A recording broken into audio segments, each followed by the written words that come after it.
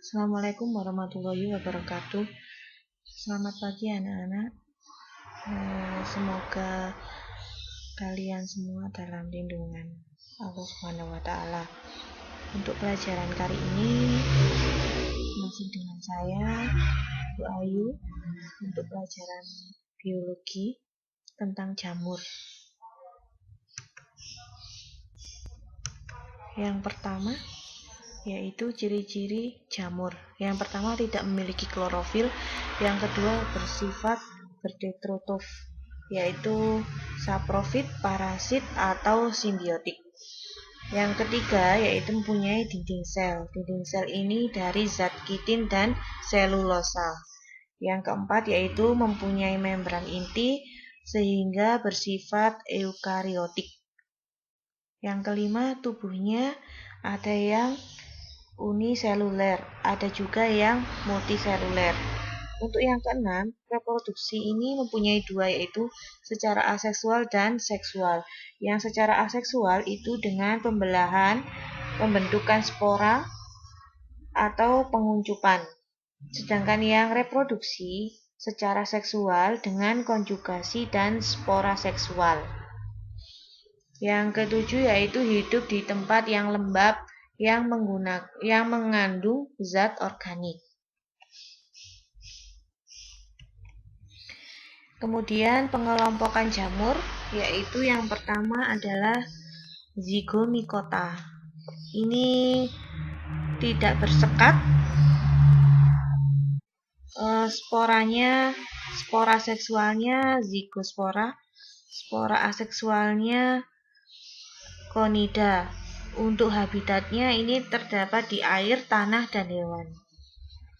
Untuk yang ascomycota itu bersekat, spora seksualnya ascospora dan spora aseksualnya itu conidia. Habitatnya ada di tanah, tumbuhan, dan hewan. Untuk basidiomycota ini bersekat, spora seksualnya basidiospora dan spora aseksualnya conida. Habitatnya ada di tanah dan tumbuhan. Untuk yang terakhir, deuteromycota, yaitu tidak diketahui conidianya. Habitatnya ada di tanah, tumbuhan, dan hewan. Selanjutnya yaitu peran jamur. Yang pertama, zygomicota, ini jenisnya Rhizopus. Perannya berperan dalam pembuatan tempe, berperan sebagai dekomposer bahan-bahan organik. Sedangkan untuk ascomycota, ini jenisnya ada salah satunya yaitu Penicillium, berperan dalam pembuatan tempe, roti, dan minuman beralkohol, berperan dalam pembuatan kecap, berperan dalam pembuatan oncom, berperan dalam menghasilkan antibiotik penisilin. Dan pada bakteri tersebut, pada jamur tersebut ini menyebabkan saluran pernafasan dan kulit. Untuk Basidiomycota, ini salah satunya adalah Auricularia. Ini berperan sebagai bahan makanan, berperan pada bahan makanan dan saprofit pada kayu lapuk. Dan juga berperan sebagai parasit pada bawang dan serealia. Untuk yang Deuteromycota, ini Trichopiton jenisnya, yaitu perannya bisa menyebabkan penyakit kaki.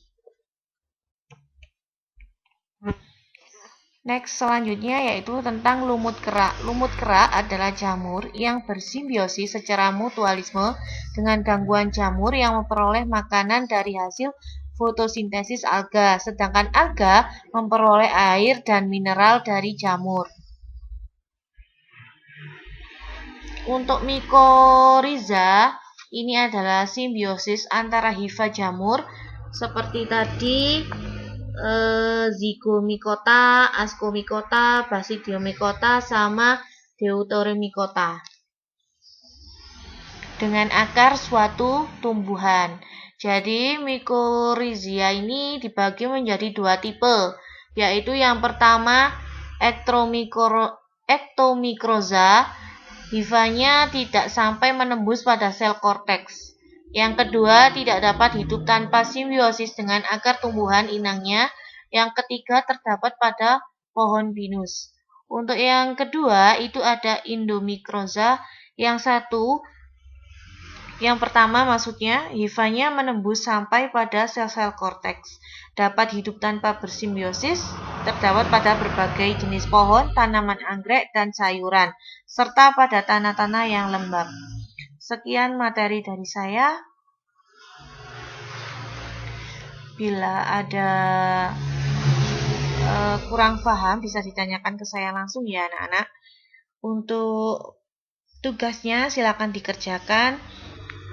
Semoga pandemi ini segera berlalu agar kita bisa bertatap muka. Semangat untuk anak-anakku. Assalamualaikum warahmatullahi wabarakatuh.